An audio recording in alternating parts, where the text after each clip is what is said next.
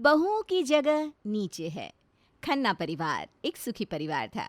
उस परिवार का मुखिया कहने को तो चंपकलाल था, लेकिन घर में चलती सिर्फ उसकी पत्नी बबीता की थी। उन दोनों के दो बेटे थे, गौरव और प्रवीण। गौरव की शादी राधा से हो चुकी थी और प्रवीण की तारा से होने जा रही थी। कल तेरी शादी है, खुश है ना तू? अरे खुशी तो देवर जी के चेहरे से झलक रही है। मैंने तुमसे पूछा? नहीं, मैं तो बस क्या? अरे जाने दो ना माँ। नहीं जाने कैसे दूं? इतना समझाया है, लेकिन इसकी ये बीच में बोलने की आदत नहीं गई। सॉरी माँ जी, मैं किचन में जा रही हूँ। अब ऐसा क्यों करती हो माँ? देखो भाभी डर गई। अरे करना पड़ता है बेटा, वरना ये बहुएं सर पे चढ़ के तांडव करती हैं। अगला दिन आता है, प्रवीण की शादी तारा से हो जाती है। सब लोग बहुत खुश होते हैं। लोटे पर पैर मारो तारा। लोटा नहीं, वो फुटबॉल है, आराम से मारना, कहीं उड़ ना जाए। अरे भैया मेरी पत्नी समझदार है। हाँ, अभी देखते हैं कितनी समझदार है। मारो बहू। बहू अच्छे से मारना। तारा लोटे पर पैर मारने के लिए जैसे ही आगे बढ़ी तो गौरव ने उसकी कमेंट्री शुरू कर दी। हमारी मुख्य खिलाड़ी तारा लोटे के पास पहुंच रही है। क्या तारा एक सीधे सटीक किक देगी या फिर कोई ट्रिक मूव दिखाएगी? क्या तू भी गौरव? दर्शकों सांस रोक कर देखिए, तारा ने लोटे पर पैर मारा और वाह क्या शानदार अंदाज है। ये लोटा ऐसा घूम रहा है जैसे डांस कर रहा हो। एक परफेक्ट हिट। तालियां। ये गृह प्रवेश की रस्म तो सफलतापूर्वक पूरी हुई। तारा ने साबित कर दिया कि वो सिर्फ समझदार ही नहीं बल्कि बहुत स्टाइलिश भी है। हमारे प्रवीण भाई भी अब रिलैक्स कर सकते हैं। गौरव की ये बातें सुनकर सभी लोग हंस रहे थे। इसी बीच तारा भी हंसती।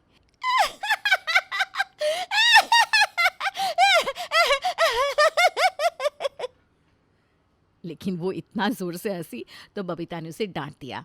ये क्या तरीका है बेटा? अभी तुम घर में प्रवेश भी नहीं कर पाई हो और ऐसे दहाड़े मारकर हंस रही हो। सॉरी माँ जी, गलती हो गई। हाँ, थोड़ा ध्यान रखो जगह और लोगों का। अब अगला दिन होता है और तारा की पहली रसोई का समय आता है। पहली रसोई में क्या बन रहा है माँ जी? अब यह तो प्रवीण बताएगा। सूजी का हलवा सही रहेगा। मैं सोच रही थी खीर बना लेती हूँ, खीर सबको ही अच्छी लगती है। यह क्या बदतमीजी है बहू? क्यों, क्या हुआ माँ जी? जब तुम्हारे पति ने बोल दिया कि उसे सूजी का हलवा खाना है तो क्यों उसकी बात काट रही हो? यह सम्मान है क्या अपने पति का? अरे नहीं, मैं तो बस। चुपचाप सूजी का हलवा बना लो। अरे माँ कोई बात नहीं ना, वो चाहती है तो खीर बना लेने दो। तो चुप रह, एक बार झुकेगा तो हमेशा झुका ही रहेगा। बबीता की डांट तारा को बड़ी अजीब लगती है, पर उसे क्या पता था कि ये तो उनकी आदत में शुमार है। खीर बन गई? हाँ चलो सही है। अब सबको खीर परोसो अपने हाथों से। सबको? हाँ सबको, ये हमारे घर का रिवाज है। नई बहू अपनी पहली रसोई में बनाई हुई चीज़ सबको अपने हाथ से परोसती है। तारा को मजबूरन सबको ही वो खीर सर्व करनी पड़ती है। तारा को ये सारी चीज़ें बड़ी अजीब लग रही थी, इसलिए वो अपनी जेठानी राधा से बात करती है। दीदी, ये माँ जी मेरे साथ ऐसा क्यों बिहेव कर रही हैं? वो सिर्फ तुम्हारे साथ ऐसा बिहेव नहीं कर रही है, वो ऐसी ही है। वो मुझसे भी ऐसी ही बात करती हैं। दरअसल उनके लिए बहुओं की जगह नीचे है। ये क्या बात हुई? ये तो गलत है, मैं ऐसा नहीं होने दूंगी। जब मैं शादी करके आई थी ना तो शुरू में मुझे भी ऐसा ही लगा था, मैं ऐसा नहीं होने दूंगी। लेकिन इस घर में सिर्फ उनका ही सिक्का चलता है। I can't believe it. अरे तुमने मेरे सामने तो अंग्रेजी बोल दी है, पर उनके सामने मत बोलना, क्योंकि उन्हें खुद तो आती नहीं, इसलिए उन्हें लगता है कि सामने वाला गाली दे रहा है। ये सुनकर तारा भी हंसने लगती है। पूरा दिन यूं ही गुजरता है और फिर डिनर का टाइम आ जाता है। चलो फटाफट रोटी बनाओ, तुम दोनों के ससुर और पति खाने बैठ गए हैं। जी बस 15 मिनट लगेंगे। 15 मिनट नहीं, एक एक रोटी बनाती जाओ और देती जाओ। गरम गरम रोटी खिलाओ उनको। मैं सोच रही थी हम सब लोग साथ में खाते। नहीं, हमारे यहाँ पहले आदमी खाते हैं, औरतें उसके बाद खाती हैं। लेकिन माँ जी। फालतू की बहस मत करो, काम पर ध्यान दो। लोग वहाँ रोटी का इंतजार कर रहे हैं और तुम यहाँ बातें बना रही हो।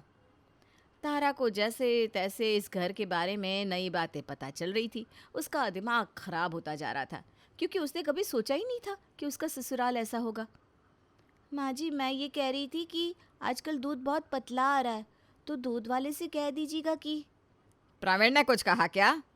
नहीं, उन्होंने नहीं कहा, मैं कह रही हूँ। अरे तो तुम्हें किसने बोला है कुछ कहने को? जब घर के आदमी नहीं बोल रहे हैं तो तुम्हें बोलना जरूरी है क्या? वो भी तो दूध पीते हैं, उन्हें लगेगा तो कह देंगे।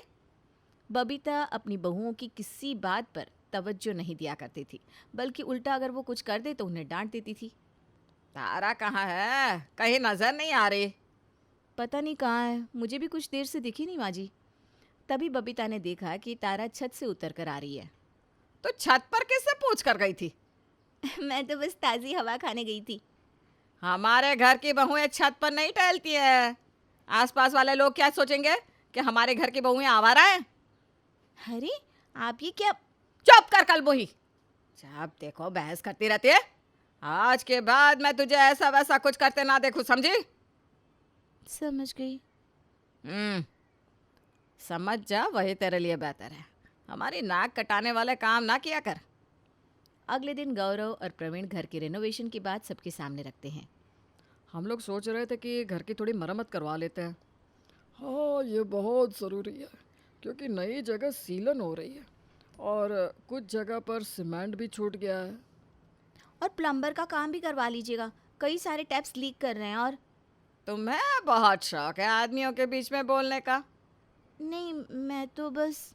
नहीं, तुम बस रहने दो। थोड़ी देर चुप रहोगे तो कुछ हो नहीं जाएगा।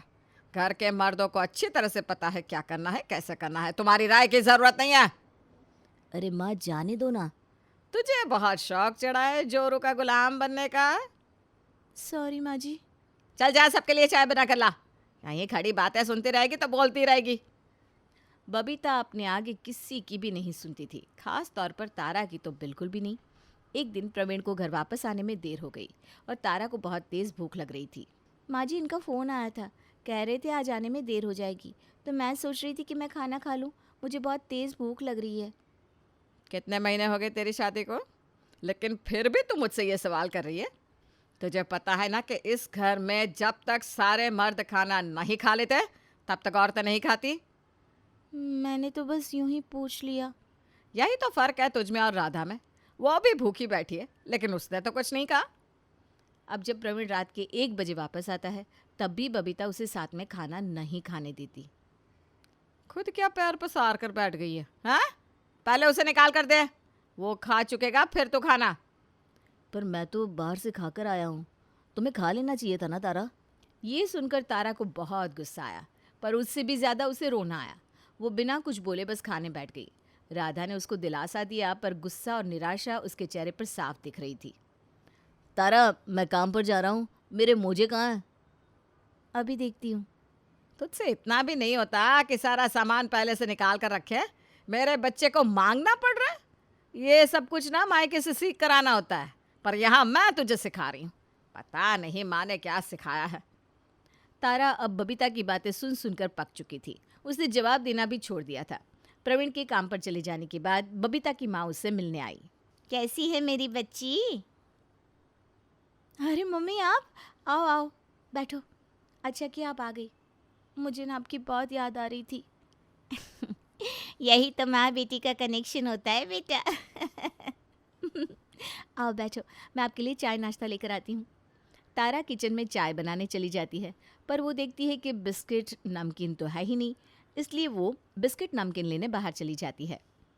अरे गरिमा बहन, आपका भाई और तारा कहाँ है? आप अकेले बैठी हो? मैं तो बस अभी थोड़ी देर पहले आई थी, और तारा चाय नाश्ता बनाने गई है शायद। अच्छा अच्छा, और सब ठीक? तभी बबीता की नज़र पड़ती है कि तारा बाहर से आ रही है। ये देखकर बबीता का खून खौल उठता है। तो बाहर कहाँ गई थी? मैं मम्मी के लिए बिस्किट नमकीन लेने गई थी। बिस्किट नमकीन इतना ज़रूरी है कि तू ये भूल गई कि हमारे घर की बहुएं बिना किसी मर्द के अकेले बाहर नहीं जाती? माँ जी, अब ये क्या बोल रही हैं? मेरी मम्मी बैठी हुई हैं। तो मम्मी बैठी हुई है तो गरिमा बहन आप ही बताओ, हमारे घर में बहुओं का अकेले बाहर जाना मना है, तो क्या इसे आपके लिए नमकीन बिस्कुट लेने जाना चाहिए था? हाँ बबीता बहन, आप सही तो कह रही हो। अगर ससुराल का कोई नियम है तो वो तो बहुओं को मानना ही चाहिए। वही तो, पर इसकी समझ में ही नहीं आता। वैसे आप बुरा ना मानिएगा कि मैंने आपकी बेटी को डांट दिया। अरे नहीं नहीं नहीं, ये अब आपकी बहू है, आपका हक है डांटने का। अच्छा मैं चलती हूँ, मुझे ना कुछ काम याद आ गया है। गरिमा ये बोलकर वहाँ से चली जाती है। तारा रोने लगती है। गलती करेगी तो डांट पड़ेगी। फालतू का रोना बंद कर और जा जाकर काम कर। पर आपको मेरी माँ के सामने मेरी बेइज्जती नहीं करनी चाहिए थी। देख, तू अगर कोई गलती करेगी तो मैं डांटूंगी, चाहे सामने तेरी माँ हो या कोई भी। अगर तुझे इतनी ज़्यादा परेशानी हो रही है तो एक काम कर, डिवोर्स ले ले और घर जाके बैठ अपने। इस घर में रहेगी तो यहाँ के नियम तो मानने पड़ेंगे। इसके बाद तारा कुछ नहीं बोल पाई और रोते हुए अपने कमरे में चली गई। कुछ देर बाद उनके घर एक भिखारी आया। राधा उसको कुछ पैसे देने गई तो वो पुराने कपड़े मांगने लगा। पर मेरे पास तो कोई पुराने कपड़े नहीं है। ओगे बहन, एक बार देख तो लो। अच्छा 2 मिनट रुको। राधा, अरे ओ राधा। जी माँ जी, मैं यहाँ हूँ। कहाँ? अरे करमजली, तो उस भिखारी से क्या बात कर रही है? तेरे ऊपर भी तारा का असर आ गया है क्या? मैंने मना किया है ना, पराये मर्द से बात नहीं करनी है। कोई और नहीं मिला तो भिखारी से शुरू हो गई। अरे माँ जी, आप ये क्या बोल रही हैं? मैं तो बस। चुप कर मनहूस। कोई पड़ोसी अगर देख लेता कि तू दरवाजे पर खड़ी हुई भिखारी से बात कर रही है तो हमारी क्या इज्जत रह जाती मोहल्ले में। बबीता राधा को बहुत डांटती है तो वो रोने लगती है। फिर तारा राधा से अकेले में बात करती है। दीदी, बहुत हो चुका है, हम ऐसे नहीं जी सकते, हमें कुछ करना ही पड़ेगा। हम कुछ नहीं कर सकते तारा, अब यही हमारा जीवन है। नहीं, मुझे ये जीवन मंजूर नहीं है। अगर ऐसा ही चलता रहा तो मैं सचमुच यहाँ से चली जाऊंगी। अरे पर हम कर ही क्या सकते हैं? माँ जी को सबक सिखा सकते हैं। और वो कैसे? मेरे पास एक आइडिया है। तारा राधा को एक प्लान समझाती है। अब अगले दिन बबीता का एक व्रत होता है। वो दिन भर भूखी रहती है। राधा, फटाफट खाना निकालो, मेरा व्रत तोड़ने का समय हो गया है। जी माँ जी, अभी लाई। ये लीजिए। अरे माँ जी, आप ये क्या अनर्थ कर रही हैं? क्या हो गया? आप ससुर जी के खाने से पहले कैसे खा सकती हैं? वो तो अभी आए ही नहीं। हाँ, पर मेरा व्रत था और मैंने पूरा दिन कुछ नहीं खाया है। अब मुझे बहुत तेज़ भूख लग रही है, लाओ। वो सब तो ठीक है, लेकिन ये इस घर का नियम है ना। अगर नियम बनाने वाला ही नियम को तोड़ देगा तो बाकी लोग नियम को कैसे मानेंगे? हाँ, ये बात तो तेरी सही है तारा, पर कोई बात नहीं ना, माँ जी को छूट दे देते हैं। इनको चीटिंग कर लेने दे, हम किसी को नहीं बताएंगे। नहीं नहीं नहीं, ऐसे कैसे हो सकता है? ऐसी चीटिंग होगी तो फिर मैं भी करूँगी। नहीं, कोई चीटिंग मीटिंग की जरूरत नहीं है। गौरव के पापा आएंगे, मैं तभी खाऊंगी। ये हुई ना आदर्श पत्नी वाली बात। तारा और राधा एक दूसरे को आंख मारती हैं क्योंकि उन्हें पता था कि चंपकलाल 2-3 घंटे तक नहीं आने वाला है। काफ़ी देर हो जाती है और बबीता भूख से तड़पने लगती है। ये सब देखकर तारा और राधा को बड़ा मज़ा आता है। आज मज़ा आ गया। ऐसे कर करके ही हम इनको रियलाइज़ कराएंगे कि ये नियम कितने बकवास हैं। लेकिन तारा को नहीं पता था कि उसे एक बार में ही सारे नियम का बदला लेने का मौका मिलने वाला है। अगले दिन बबीता बाथरूम में फिसल कर गिर पड़ती है, जिससे उसकी कूल्हे की हड्डी टूट जाती है। मैं मर गई, कोई बचाओ मुझे। अरे जल्दी आओ। अरे कहाँ मर गई दोनों? अरे माँ जी, आपको ये क्या हो गया? उठिए उठिए। अरे नहीं उठ पाऊंगी मैं, लगता है मेरी हड्डी टूट गई है। जल्दी से डॉक्टर को बुला कर लाओ। माँ जी, आप फिक्र मत करिए, मैं अभी जाती हूँ। अरे नहीं नहीं नहीं, हम बिना किसी मर्द के अकेले बाहर नहीं जा सकती भाभी। अरे तो पागल है क्या? क्या बोल रही है? यही तो इस घर का नियम है, मैं क्या करूँ माँ जी? अच्छा तो कम से कम फोन करके एम्बुलेंस को ही बुला ले जल्दी से। अरे लेकिन एम्बुलेंस को बुलाने के लिए फ़ोन किया, और अगर उधर किसी पराये मर्द ने उठा लिया तो ना बाबा ना। भगवान, मैंने किस मनहूस घड़ी में इन दोनों को अपनी बहू बनाया। राधा को अपनी सास पर तरस आ रहा था, लेकिन फिर भी वो मजबूरन तारा का साथ दे रही थी। बबीता लेटी हुई तड़प रही थी और तारा पर चिल्ला रही थी। अरे ओ करमजली, मनहूस कल मुही कर, जल्दी कुछ कर। जी मैं उनको कॉल करती हूँ। उनकी तो कॉल रिसीव ही नहीं हुई। मैसेज आया है कि वो मीटिंग में है। अब क्या करें? अस्पताल ले चल मुझे, वरना मैं यहीं मर जाऊंगी। पर माँ जी, मोहल्ले वाले क्या कहेंगे? 3 औरतें अकेले निकल गई। छी छी छी छी। हाँ सही बात है तारा, मैंने तो आज तक अकेले दहलीज भी पार नहीं करी। और फिर हम ये फैसला कैसे कर सकते हैं कि माँ जी को अस्पताल ले जाना है या घर में इलाज कराना है? घर का हर फैसला तो मर्द ही करते हैं ना। हाँ, नियम तो यही है और नियम तो मानना ही पड़ता है। सही बात भाभी, कुछ भी हो जाए हमें इस घर के नियम मानने ही पड़ेंगे। मैं जानती हूँ इन नियमों की वजह से तुम्हें बहुत दिक्कत हुई है, मुझे माफ़ कर दो। आज से कोई नियम नहीं, बस प्लीज़ मुझे ले चलो। क्या कहा आपने? आज से कोई नियम नहीं? अ, मैं सही सुन रही हूँ ना? ये मेरे कान बज रहे हैं। हाँ हाँ, तुम सही सुन रही हो, क्योंकि मुझे समझ में आ गया है कि ये नियम बेफिजूल और जी का जंजाल है। एक औरत को खुद फैसला लेने का और बिना मर्द के भी काम करने का हक होना चाहिए। आह! अच्छा, अगर ऐसी बात है तो अभी आपको लेकर चलते हैं। फिर वो दोनों फ़ौरन एक कैब बुलाती है और उसमें अपनी सास को लेकर अस्पताल पहुंचती है। वो खुद ही डॉक्टर से बात करती हैं और इलाज करवाती हैं। अच्छा हुआ आप उन्हें सही समय पर ले आए। अगर ज़्यादा समय हो जाता तो इनकी हड्डी और ज़्यादा डिसलोकेट हो सकती थी और फिर उसे सही करना बहुत मुश्किल होता। आपका बहुत बहुत धन्यवाद। बहू, बबीता को क्या हो गया? वो बाथरूम में गिर पड़ी थी, कूल्हे की हड्डी टूट गई, पर अब ठीक है वो। डॉक्टर ने ऑपरेशन भी कर दिया है। माँ अब ठीक तो हो ना? आपको अस्पताल कौन लेकर आया माँ? मेरी बहुएं ले आई। तुमने आज अपनी बहुओं को बाहर निकलने की इजाज़त दे दी? मुझे अपनी गलती का एहसास हो गया है। अब कम से कम आप तो ताना मत मारो।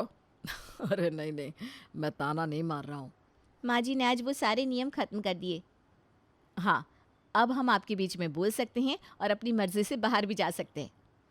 ऊपर वाले का शुक्र है कि माँ को ये बात समझ तो आई। हड्डी तो कूल्हे की टूटी, तो दिमाग कैसे ठीक हो गया?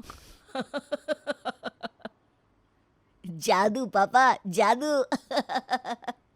ये सुनकर सभी हंसने लगते हैं।